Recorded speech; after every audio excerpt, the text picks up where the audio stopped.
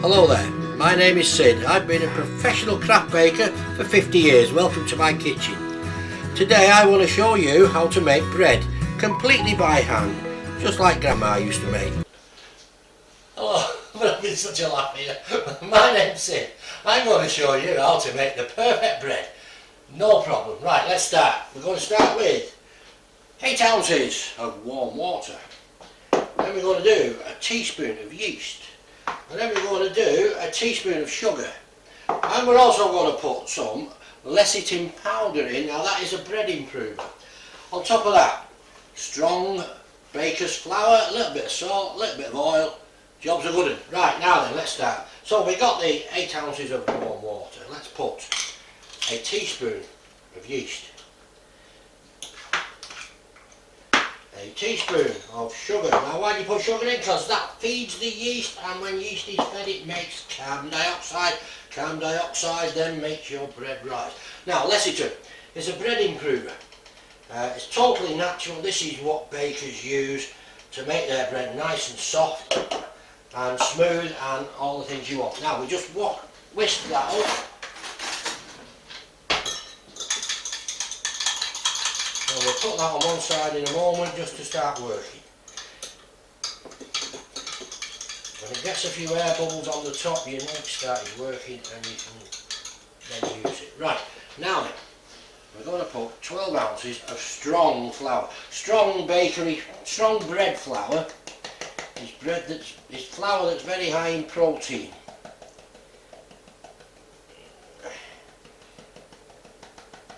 Protein is basically gluten. Gluten is like a muscle. It'll expand, it'll contract, it'll hold your bread together. You really need bread flour. If you use ordinary flour, it really doesn't work. Right, so we've got 12 ounces of that. Now we want another teaspoon of salt. And 2 teaspoons of oil, and then that's it. That's all the ingredients, 6 ingredients. That was 1. That's another 2 teaspoons of oil. Now then, we've got a few air bubbles on top of the yeast, which means it's working. Just pour that in like that. Why am I doing this by hand? Well, basically just to show you that you don't need the fancy machines. All you need, this is time began, people been making bread for generations, and they all use this sort of method on a machine. See how quickly that's come together? That is basically your bread dough. It's done. Yeah. Bread dough done. Let's just put a little bit more flour. Don't be afraid to add a bit more flour if you need to, or a bit more liquid if it's a bit dry. It's not scientific. There we go, that's better. Now then, we've got it mixed in like that.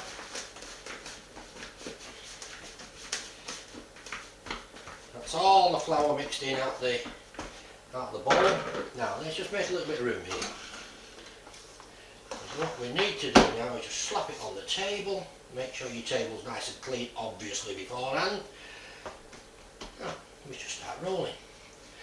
And we roll this for about 5 to 10 minutes. That's all. Roll it like that, bash it around, do what you want with it. Just give it a really good thumping up.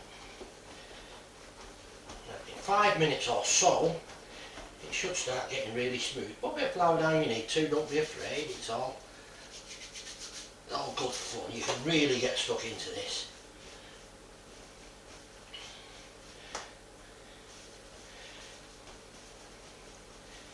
And here we go. See, it's already starting to stretch out and stretch back again. That's the gluten working. I'm working this like you would in the gym. You'd be really working out with the weights and everything. This is what we're doing to this. We're giving it a good workout, making it strong.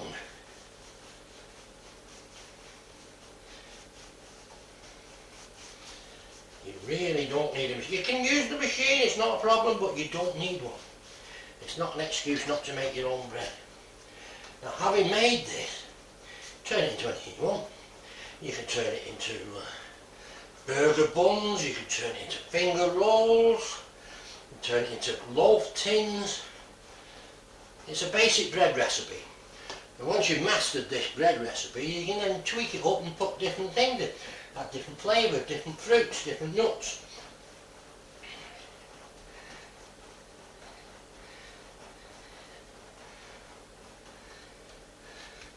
nearly there now. And you can feel it springing back into your hand. You actually feel the springiness, that's the yeast working on the dough.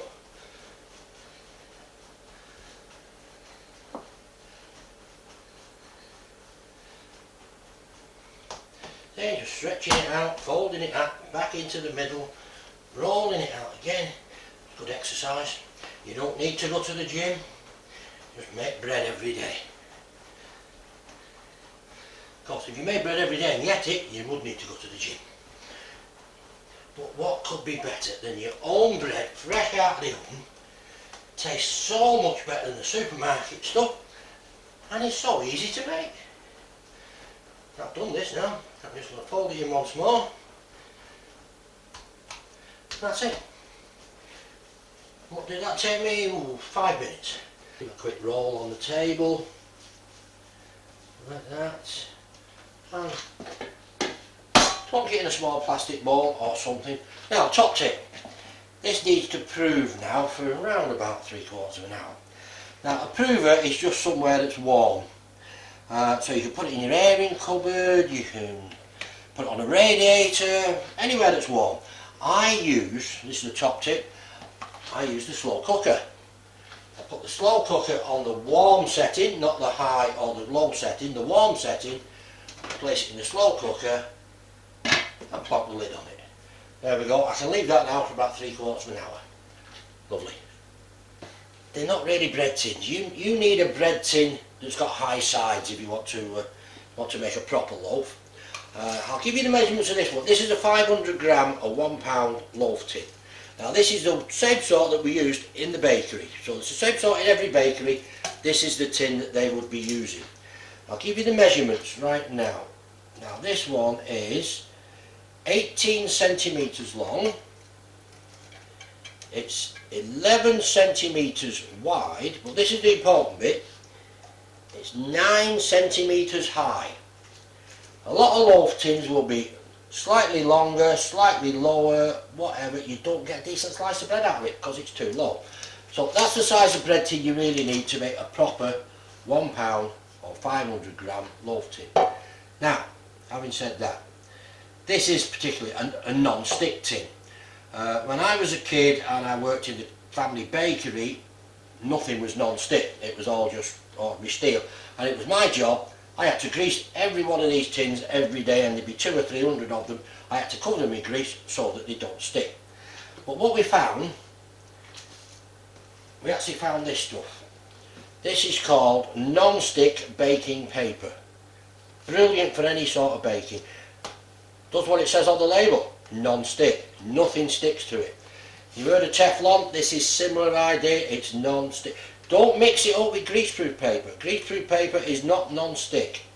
You need non-stick baking paper. It comes in brown. It comes clear like greaseproof paper. But this is non-stick. Now what I tend to do, I tend to make an insert for the loaf tin. The loaf will just come out so much easier. Just cut yourself a square like that. Place your loaf tin in the middle of it, like that. Pull the sides up, and the sides up that way. When you put your folds in, you simply cut down each end. Now, you fold that middle bit in there, and the two outside bits there. You see what you're getting at now? You're getting the shape of the tin. Slide that bit in. Now, do the same on the other side. Fold the middle bit in first, followed by the two outside bits. And there you go. Your loaf will not stick in the tin, whether it's a non-stick tin or an ordinary tin. That loaf is going to come out every time. We'll leave that on one side till the bread's ready. Okay, so our dough has been proving for about 45 minutes now, and it's more or less doubled in size. So what we're going to do next, we're going to beat the air out of it. So put a little bit of flour down first, just a sprinkling like that. Now, I use one of these, a plastic scraper. You can get these again from the pound shops or supermarkets or anything. These were actually given to us in the bakery by the representatives that come round and selling us stuff. We used to get hundreds of these, all with adverts on, you see. I mean, these are well out of date now. I bet these are from the 70s. New macaroons. Never heard of them. But there you go. The reps used to come down, give us loads of these as a bribe, really, I suppose, to buy their stuff. As a kid, we used to have competitions who could collect most of them because everyone was a different brand. Right, so we're going to get the dough out of there with one of these. Splash it down onto there. You see how soft it is now and pliable? Right, sprinkle a bit of flour on it. Let's get the air out. There we go. That's got the air. Now, when I do it, I mould the bread up like this, you see. Years of practice, and again, you just got to get your hands stuck in there. Years of practice, and I'd be doing that all day, every day in the bakery when I was younger, doing about 200 or 300 loaves, just like that. And that's moulded up. But for your purposes, if you can't mould bread, I suggest we divide it into 3. Roughly the same size, what we're looking there, 7 ounces, 8 ounces, 6 ounces, not very good. I'll take a bit off that, put it on there. So we get to 3 equal sizes. Now, again, in the bakery, if you're moulding small amounts of bread, you do it like this. See? Now that's moulded, you see. But if you're not used to that sort of thing, well, I do suggest you practice it. You know, get yourself a bit of old dough. That's how I learned. The old bakers used to give me a bit of dough, put me on one side there, practice with that. The thing with dough, once you've used it, you can let it rest, use it again, let it rest. Doesn't matter, it'll take any sort of abuse. So, roll it in your hand like that. There you go. Done. Now, you've got 3 balls of dough. Just roll them slightly like that.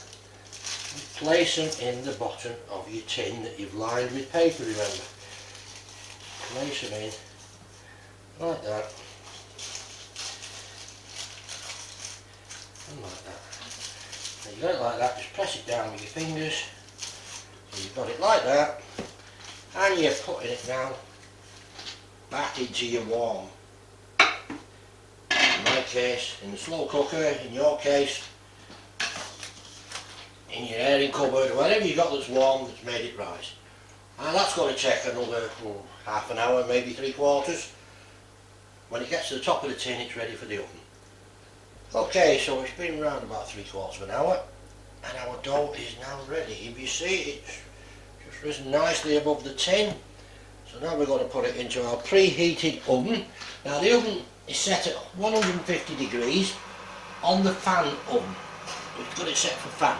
Now when you put your bread in the oven, make sure it's near the bottom of the oven because you want all that bottom heat to come through the tin and into the bread. You don't want it too near the top because that will burn the top of the bread. So about 1 inch from the bottom of the oven, close the door, and we're looking round about 30 minutes and that should be somewhere near ready. Okay? Okay, so it's been around about 30-35 minutes and there's the loaf. Beautiful and ready.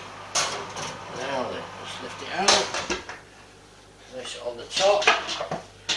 Now because we use the non-stick paper, it should lift straight out, which it does. Oh, look at that, comes straight out the paper, straight on the cooling tray.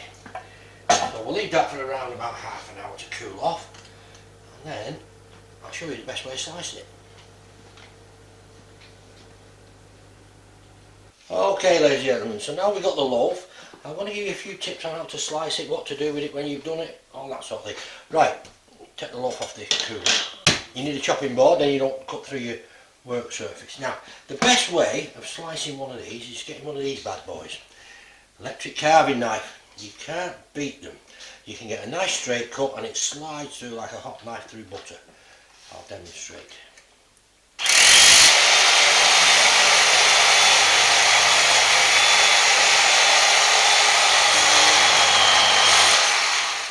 There's your first slice. Now, what I want to show you is the crumb on that loaf. That is a beautiful crumb. That is what your loaf should look like when it comes out of the oven and it's cooled down. That is lovely, soft, tasty bread. Much better than the supermarket. Now, I'm going to slice this all the way along. And depending how thick you want it for toasty, you do it fairly thick. Sandwiches fairly thin. But with an electric slicer, Just whizzes through it in no time.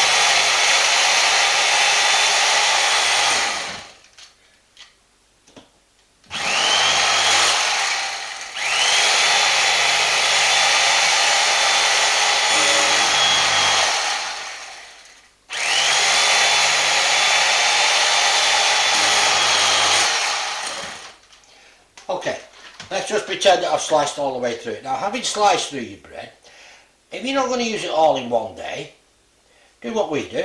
We just get 3 or 4 slices like that, and we get one of these little polythene bag things. All we do, we put 3 or 4 slices in each bag, just like that. Seal the bag up and put it in your freezer. Now, when you get it out of your freezer, you have a choice. You can either let it defrost on its own, or you can just slip it in the microwave on defrost, and you've got oven ready fresh bread every time. Can't be better. When you get down to your last 2 or 3 slices, make yourself another fresh loaf. There you go.